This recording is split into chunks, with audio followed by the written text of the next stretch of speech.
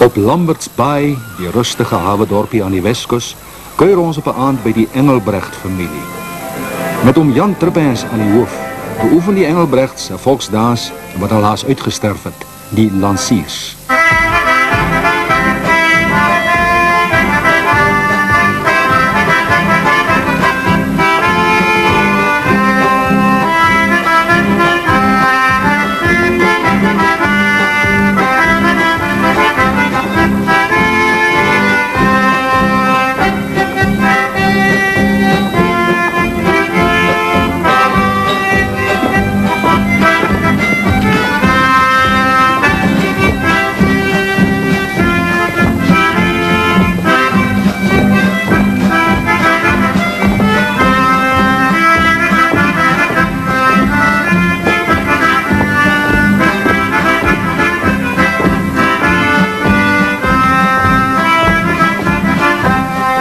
Die Lancierdans het 'n lang geskiedenis.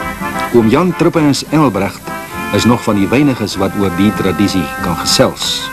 Die Lancers het ek in 1912 vir die eerste te sien gekry, maar toe het die mense hom al gedans. En daar was het nou 'n aardigheid om die kleredrag ook te sien daar. Mans was aangetrek, meeste van hulle, nie almal nie. Meeste van hulle was aangetrek, navy-blue baadjie, wit broek met wit skoene en 'n bont gestriepte doek als 'n belt.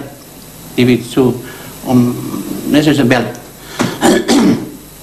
Dan was die manier van dans. Saties, polka, wals. Dat schreef in Lancers. Daar komt daar omtrent 3 secties uit, 8. En hulle kom staan mooi in een lijn achter elkaar. En dan begint hulle om dansen. Dat is baie mooi gelijk.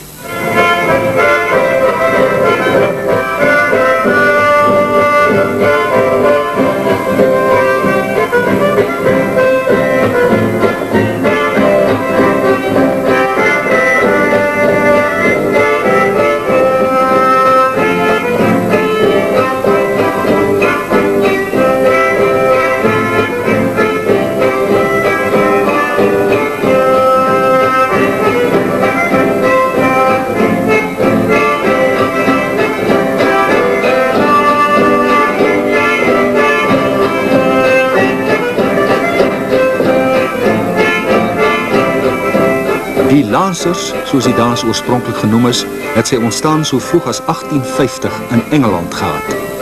Hoe het dit dan gebeur dat die dans later in ons boerewonings aangeland het en eie besit geraak het? Oom Jan Trippens gesels verder. Ons reken dat dit die oorlog hier geland, die Tommies, dat ik nog maar Tommies noem zo of hoe. Die hulle het het natuurlijk hier geland. Anders kan het niet wisten.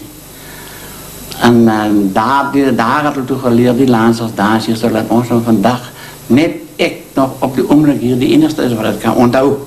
En de muziek ook daarvan ken, zoals ons vandaag dit gespeeld.